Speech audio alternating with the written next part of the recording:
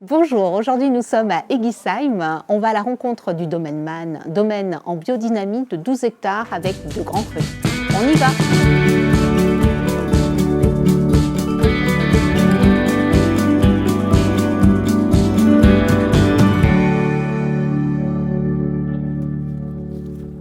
Bonjour Sébastien. Bonjour Valérie. Ravi de vous rencontrer. On est où? Là on est au milieu du Grand Cru de Pfirsigberg, vraiment dans la partie historique. Ok, et vous êtes également certifié en bio? Ah oui, on est certifié en bio depuis quelques années. Je vous propose d'en parler dans les vignes. Avec on y va? grand plaisir, on y va, c'est parti.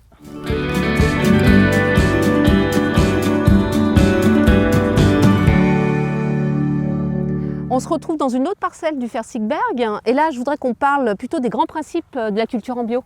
Ouais.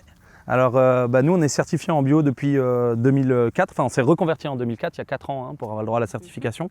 Et le principe de la viticulture biologique, c'est d'être au plus près du vivant. Donc on va aller respecter au maximum la plante, tout simplement en n'utilisant aucun intrant chimique. Et vous êtes également, depuis peu, certifié en biodynamie. C'est ça, donc depuis 2015, on s'est fait reconvertir, on a reconverti le domaine en biodynamie. Je vois que sur cette parcelle, c'est enherbé un rang sur 2. Oui, alors nous, dans notre façon de travailler, on aime bien cet équilibre-là. Donc on garde toujours un rang labouré et un rang enherbé. L'histoire, c'est que le rang enherbé nous permet de circuler ici avec les tracteurs pour avoir une certaine assise. Et le rang labouré, d'éviter qu'il y ait trop de concurrence en herbe. Enherbement naturel, pas semé. Alors nous, on est contre le semis dans les rangs. Pourquoi? Parce qu'en fait, on a un vrai travail. Mon père a arrêté de désherber les sols dans les années 90.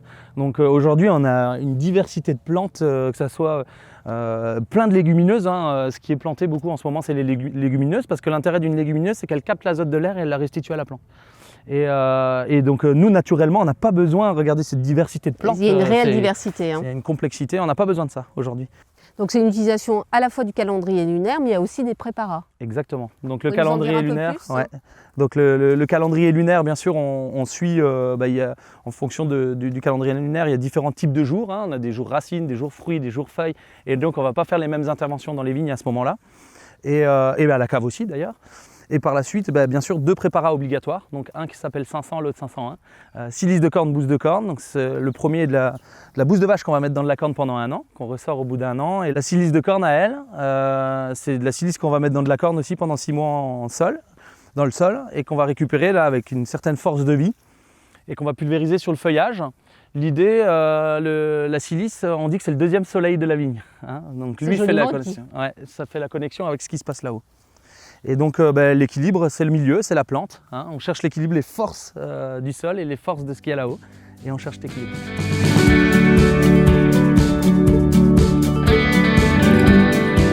Sébastien, je vous attendais justement pour notre pique-nique. Ça tombe bien. Installons-nous. Alors j'ai préparé un petit tartare de saumon et courgettes, légèrement citronné. Qu'est-ce qu'on boit avec ces petites préparations? Ça tombe à pic. On était au cœur du Grand Cru de Pfirsigberg dans des parcelles de Riesling, donc on va goûter ce Riesling. Eh bien c'est parfait, j'ai les verres. Impeccable. J'ai pensé au tire-bouchon. Super.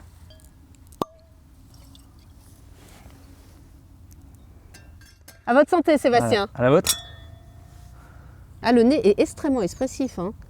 Ouais, alors ça c'est typique des Pfirsigberg. Alors même là, sur leur jeunesse, on sent vraiment un très beau potentiel. C'est pas si jeune que ça finalement, puisque là on est sur un millésime 2015. Ah oui. Il faut savoir que le Pfirsigberg, potentiel. Exactement, que le Pfirsigberg est un grand terroir de Vanguard.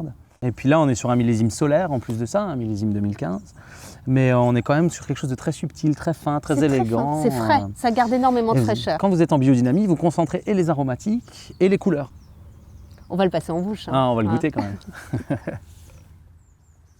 Alors la bouche est typique d'un Pfirsigberg. L'identité, ce sera son épaisseur, sa largeur. Donc le toucher de bouche va être très gras. Et après on a des beaux amers qui finissent la bouche et l'acidité qui revient derrière, qui redonne cette fraîcheur. On va goûter le plat peut-être?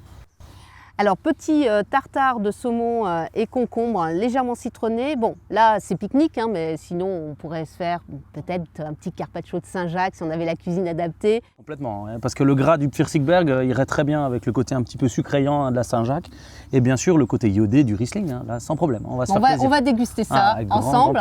En tout cas nous on se dit à vos verres et à jeudi prochain. Bientôt.